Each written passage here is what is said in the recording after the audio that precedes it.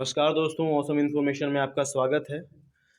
आज हम कुछ जानेंगे कि बिहार के पिछड़ेपन के कारण में शिक्षा किस तरह से जिम्मेदार है, क्योंकि इसके लिए कई फैक्टर्स किसी भी राज्य के पीछे रहने या देश के पीछे रहने या आगे रहने के पीछे कई कारक जिम्मेदार होते हैं। आज हमारा जो टॉपिक है वो शिक्षा पर है और ये जो भी आलोचना की जा रही है वो सुधार की दृष्टि से की जा रही है। ऐसी आलोचना जिसके कारण यदि सुधार हो सके और देश का या राज्य का भविष्य बहुत सुरक्षित और अच्छा हो सके तो आलोचना अभिव्यक्ति का जो हमें अधिकार दिया गया है उसका सही उपयोग यही है। तो चलिए हम शुरू करते हैं ये चर्चा, जो कि टॉपिक आप देख ही रहे हैं कि बदहाल शिक्षा बिहार के पिछड़ेपन का कारण।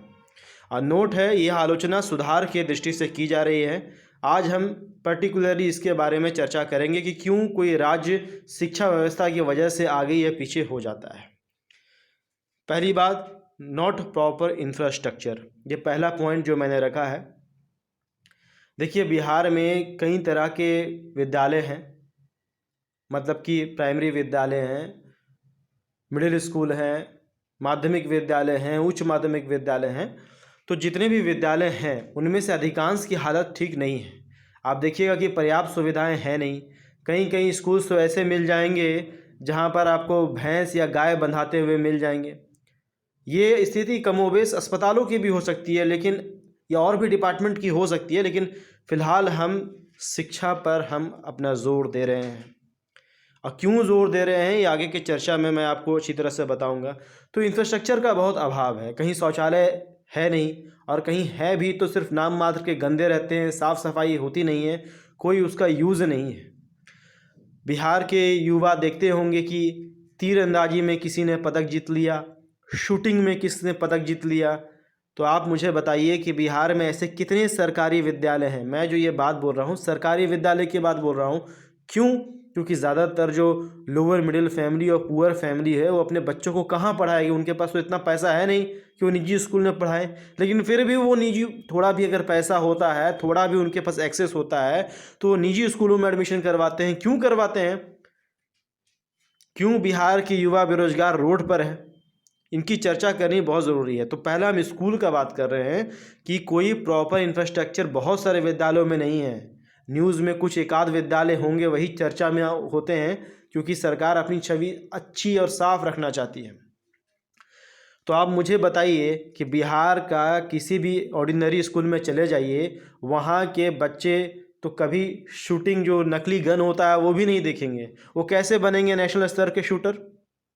टेबल टेनिस उन्होंने कभी देखी नहीं होगी। ठीक से खेल नहीं होता। खेल के नाम पर क्या होता होगा कि बच्चों को बाहर भेज दिया जाता होगा, टीचर अपना धूप सेकते होंगे या मोबाइल चलाते होंगे। बच्चे क्या खेल रहे हैं क्या नहीं कुछ पता ही नहीं है, क्योंकि खेल को सब्जेक्ट के रूप में सरकारी स्कूलों में लिया ही नहीं जाता। अब वो पढ़ेंगे कि स्विमिंग में किसी ने पदक जीत लिया, बिहार के बेटे या बेटी ने निशानेबाजी में पदक जीत लिया। उन चीज़ों की व्यवस्था है ही नहीं। जब उन चीज़ों की व्यवस्था है नहीं तो क्या असमान शिक्षा नहीं है कि जिसके पास पैसा है वो तैराकी भी सीख रहा है, घुड़सवारी भी सीख रहा है, शूटिंग भी सीख रहा है, और जिसके पास पैसा नहीं है वो गेम पीरियड के नाम पर बस यूं ही समय काट रहा है। तो इंफ्रास्ट्रक्चर हर क्षेत्र में होना चाहिए, चाहे स्पोर्ट्स के क्षेत्र में हो। अच्छी कुर्सियाँ, अच्छे बेंच होने चाहिए। ये नहीं कि बेंच टूटे हुए हैं, धूल से भरे हुए, सने हुए हैं, ठीक से बाथरूम टॉयलेट है नहीं। तो आप समझ गए कि प्रॉपर इंफ्रास्ट्रक्चर का अभाव ये शिक्षा की कमी के लिए बहुत जिम्मेदार है। कड़ी धूप है, कोई अच्छा फ़ैन नहीं है, फ़ैन है तो चलता नहीं है, अनेक समस्याएं हैं। लेकिन कम से कम, सब में ना सही लेकिन अधिकांश विद्यालयों में तो प्रॉपर इंफ्रास्ट्रक्चर रखना ही चाहिए। दूसरा है इनएफिशिएंट टीचर। इस बात पर बहुत जोर देना चाहूँगा। बिहार में जो व्यवस्था है ना, देखिए अभी नियोजित शिक्षक का व्यवस्था चल रहा है। उसमें होता क्या है, बिहार का एकेडमिक तो इतना बेहतर है कि रूबी राय जैसे टॉपर उसमें आ जाते हैं। खुद बिहार विद्यालय परीक्षा समिति को ये देखना पड़ता है, या बिहार सरकार या जो भी अथॉरिटी शिक्षा के लिए जिम्मेदार है उनको ये देखना पड़ता है कि जो बच्चे टॉप कर रहे हैं 10th और 12th में, उनका भी इंटरव्यू लेना पड़ रहा है। क्यों भाई? अपने एकेडमिक पर आपको भरोसा नहीं है? जो लोग भी, पहले तो होता था कि एग्ज़ाम होने वाला है कल और पेपर में लीक होकर क्वेश्चन आ गया आज। कई लोग उससे भी पहले जाइए तो घरों में लोग को क्वेश्चन पेपर एक दिन पहले पहुंच जाता था। तो ये सब क्या बता रहा है? आप चोरी चकारी करके पास हो रहे हैं, और एकेडमिक सर्टिफिकेट मिल रहा है। क्या हो रहा है, कुछ समय दे रहे हैं, कुछ पैसा दे रहे हैं, उस पैसे के बनिस्पत आपको कोई डॉक्यूमेंट मिल जा रहा है, एक लीगल डॉक्यूमेंट, ये दिखलाता है कि आपने ये सर्टिफिकेट लिया, और नियोजन में वही सर्टिफिकेट लेकर के चले जाते हैं और टीचर बन जाते हैं। तो उस व्यवस्था से निकले हुए टीचर, स्टूडेंट यदि टीचर बनेंगे तो क्या पढ़ाएंगे? ये सिस्टम तो वैसे ही चलता रहेगा। तो जब आपका एकेडमिक सिस्टम ही पुल प्रूफ नहीं है, चोरी चकारी आप रोक नहीं सकते हैं, किसी भी सेंटर में चल जाइए, चिट्टों के ढेर पड़े हुए रहते हैं। चलिए, हो सकता है कि पहला दिन, दूसरे तीसरी जब भी एग्ज़ाम हो आप जाइए, देखिए कि ये ढेर मिलेगा ही मिलेगा। ये साफ साफ दिखाता है कि एकेडमिक सिस्टम में तो दिमाग घुस ही गया है, और उसी दिमाग वाले एकेडमिक सिस्टम, चोर भ्रष्टाचार वाले सिस्टम से जब टीचर निकलते हैं और उसी एकेडमिक बेसिस पर एग्ज़ाम लेते हैं या नियोजित होते हैं, तो शिक्षक क्या पढ़ाएंगे? कई ऐसे शिक्षक हैं, कोई भी बिहार सरकार या कोई भी थर्ड पार्टी इसलिए ताकि उन पर कोई आरोप ना लगे, सर्वेक्षण करा ले बिहार के प्राइमरी टीचर, मिडिल टीचर और +2 के टीचर्स का और स्टूडेंट का भी, उनको सच्चाई पता चल जाएगा कि यहाँ के टीचर कितने एफिशिएंट हैं। मैं सब की बात नहीं कर रहा हूँ, कुछ टीचर वाकई में बहुत अच्छे हैं और इतने बढ़िया हैं कि क्या उनको तो आप प्रणाम भी कीजिए तो वो भी कम ही है। लेकिन कुछ टीचर्स अच्छे हैं, बाकी सारे टीचर्स क्या हैं? एक तरह से बिहार को, शिक्षा व्यवस्था को बर्बाद करने के लिए जानबूझकर ऐसा सिस्टम बना के रखा गया है जिसमें 4 सीटें हैं तो पता चला कि 400 4000 की भीड़ है। क्या सिस्टम बना के रखा है? ऊपर से एक नया सिस्टम है S-State 19, जिसमें मेरिट नॉट मेरिट विवाद अलग से है। यानी सरकार खुद भी नहीं चाहती है कि वो अच्छे टीचर को पारदर्शी ऑनलाइन तरीके से कॉम्पिटिटिव बेसिस पे ले करके बहाल करे। क्यों? अगर अच्छे टीचर आ जाएंगे तो उनको अच्छा पेमेंट देना पड़ेगा, लेकिन सरकार को तो ऐसा करना नहीं है। तो इनएफिशिएंट टीचर इसके लिए बहुत जिम्मेदार है। अब वही टीचर जाएंगे तो खुद 2 लाइन खड़े होकर बोल नहीं सकते हैं वो, ज़्यादातर की, बस सबकी बात नहीं कर रहा हूँ, ज़्यादातर। उनसे यदि कोई बच्चा सवाल पूछेगा तो डांट करके चुप करा देंगे, वो बच्चा फिर सवाल पूछेगा नहीं। उसके बाद हम बात करते हैं टीचर स्टूडेंट रेशो। देखिए, बहुत सारी बातें हैं, कुछ बातों को मैं रख रहा हूँ और इन बातों को आपको शेयर करना है, उन लोगों तक पहुंचाना है, क्योंकि सरकार के पास और भी कई काम होते हैं, कई डिपार्टमेंट है, health department, finance department, education department. तो हर डिपार्टमेंट में है, तो हर डिपार्टमेंट में क्या कमी है क्या नहीं है, वो फीडबैक लेने का तंत्र तो यहाँ पर है नहीं, और है भी तो कहाँ है, कौन जानता है। अब हम बात करते हैं टीचर स्टूडेंट रेशो, पुअर या नॉट सफिशेंट। मतलब कि कहीं के विद्यालय ऐसे हैं कि पूरे विद्यालय में 1 या 2 टीचर के बूते चल रहे हैं। पहले तो मैं बात कर रहा था इंफ्रास्ट्रक्चर, अरे इंफ्रास्ट्रक्चर को गोली मारिए, यहाँ टीचर ही नहीं है। कई विद्यालय में तो पता चल रहा है कि 100 स्टूडेंट पर 1 टीचर है, 100 स्टूडेंट पर 2 टीचर है। अनुपात इतना बुरी तरह से गड़बड़ाया हुआ है। 26:1 राष्ट्र औसत है, यहाँ पर तो 56 और 100 का रेशो जा रहा है। बताइए, क्या जब स्कूल में टीचर ही नहीं होंगे, एक तो ऑलरेडी जो टीचर हैं वो भी नियोजन के हिसाब से ज़्यादातर ऐसे टीचर्स हैं जिनको खुद कंसेप्ट का ज्ञान नहीं है, इनएफिशिएंट है, फर्जी डॉक्यूमेंट या डॉक्यूमेंट, ये मैं नहीं कह रहा हूँ, कुछ समाचार पत्रों में आता है। क्या सिस्टम यहाँ चला हुआ है एकेडमिक का, उसी चोरी चकारी करके डिग्री खरीद लिया, समय दे करके, वो भी डिग्री 3 साल 5 साल में मिली, और उसी डिग्री पर टीचर बन गए। जो चपरासी और ग्रुप डी का नौकरी नहीं निकाल सकते वो टीचर बनकर बैठे हुए हैं। बताइए, देश का भविष्य कहाँ जा रहा है? और ये जानबूझकर किया जा रहा है। क्यों? तभी तो प्राइवेट स्कूल्स और कॉलेजेस फलेंगे, पैसा उनको दिया जाएगा। ये जो लॉबी बनी हुई है उनको फ़ायदा कैसे पहुँचाया जाएगा अगर सरकारी बच्चे पढ़ लिख गए तो। दूसरा है टीचर स्टूडेंट रेशो का, मैंने बात कर लिया, पुअर है। एक तो टीचर है नहीं, है भी तो 100 में से 60% टीचर तो ऐसे हैं जो टीचर कहलाने लायक नहीं है, ऊपर से वो टीचर भी कम है। अब चौथा पॉइंट है एजुकेशन एज बर्डन। सबसे पहली बात है, अच्छे टीचर आएंगे भी कि उनको सैलरी ग्रुप डी से कम दिया जा रहा है। मैं नियोजित शिक्षक की बात कर रहा हूँ, रेगुलर शिक्षक की बात नहीं। सरकार से पूछेगा तो रेगुलर शिक्षक का पेमेंट बता के चुप करा देंगे आपको। ग्रुप डी से कम पेमेंट उनका स्टार्टिंग सैलरी है। कोई अच्छा व्यक्ति मल्टीनेशनल कंपनी में नहीं जाएगा क्या? किसी प्राइवेट इंस्टीट्यूट में नहीं जाएगा क्या? कोई अच्छा पढ़ा लिखा व्यक्ति इस सिस्टम में जब तक वो हार ना जाए सिस्टम से, वो यहाँ पर कभी जाएगा ही नहीं, क्योंकि सैलरी बहुत ज़्यादा कम मिल रही है। कोई शिक्षक है तो उनको मोटिवेशन मिल नहीं रहा। अब दिल्ली के स्कूल तो है नहीं कि यहाँ के टीचर्स को विदेश भेजा जाए, यहाँ तो मंत्री को विदेश जाना है। टीचर क्यों जाएंगे विदेश? आप घर में रहिए। टीचर को ये देखना है कि कोई शौच कर रहा है कि नहीं, उसको पकड़ो। कोई दारू या शराब कहीं बिक रहा होगा, को माफिया का सूचना दो, ताकि सच बोलने वाले को क्या हासिल किया जाता है वो सब इन पर बीतेगा। शिक्षक की भी कोई दोष नहीं है, अगर कोई इनएफिशिएंट है भी तो उसको एफिशिएंस बनाया जा सकता है ट्रेनिंग प्रोग्राम चला करके। लेकिन यहाँ कितने मंत्री हैं जो किसी कक्षा में या स्कूल में झांकने भी जाते हैं कि क्या हो रहा है नहीं हो रहा है। तो एजुकेशन जो एक तरह से आपको इन्वेस्टमेंट होना चाहिए था वो बर्डन बना हुआ है।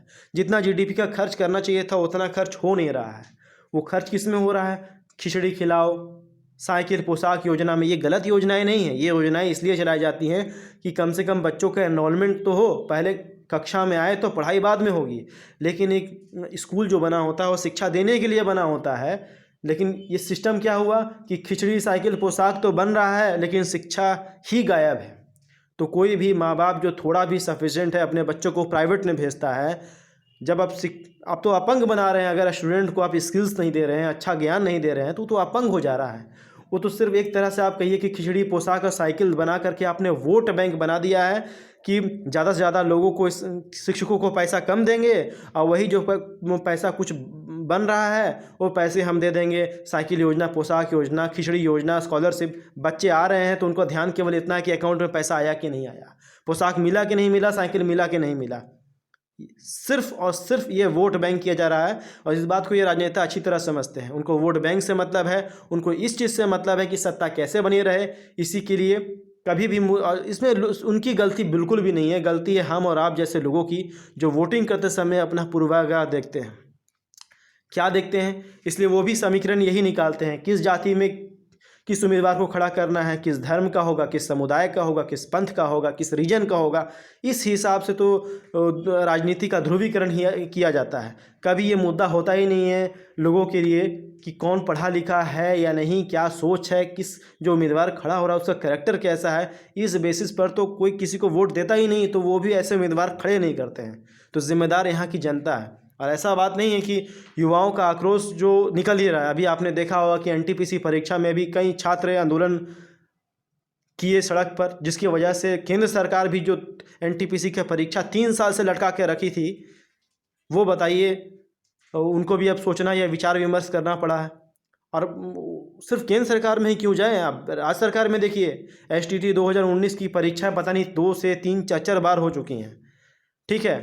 और उस पर भी नोटिफिकेशन का ये लोग पालन कर रहे हैं, नहीं कर रहे हैं। इनको तो चाहिए कि नियोजन के मार्फत से भेड़ियाँ धसान भीड़ रखे और उसी डॉक्यूमेंट सिस्टम जिसमें रूबी राय जैसे टॉपर पैदा होते हैं, हम वैसे ही टॉप क्लास के टीचर भर्ती कर लें, जिसमें पैसा वैसा का खेल भी चलता है। ये मैं नहीं कर रहा हूँ, ये अखबार कहते हैं। उस समय की अखबार, जब भी ऐसा मुद्दा होता आप देख लीजिएगा।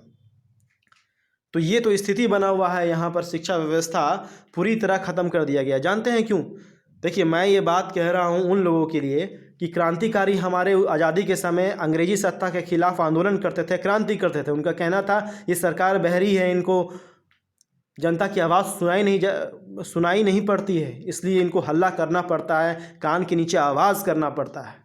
क्योंकि ट्विटर आंदोलन करते करते तो लोग थक जाते हैं और कुछ होता है नहीं।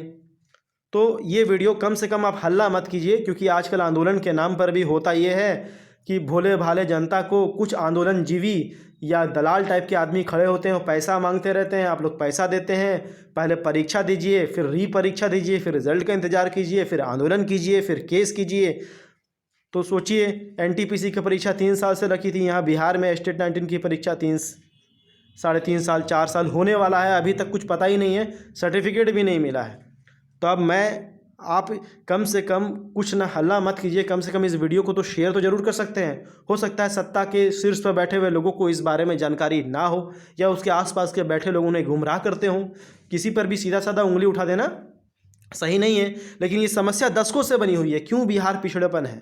नीति आयोग की रिपोर्ट हो या हेल्थ आयोग की रिपोर्ट, बिहार जो है वर्स्ट परफॉर्मेंस होता है, बेस्ट परफॉर्मेंस होता नहीं।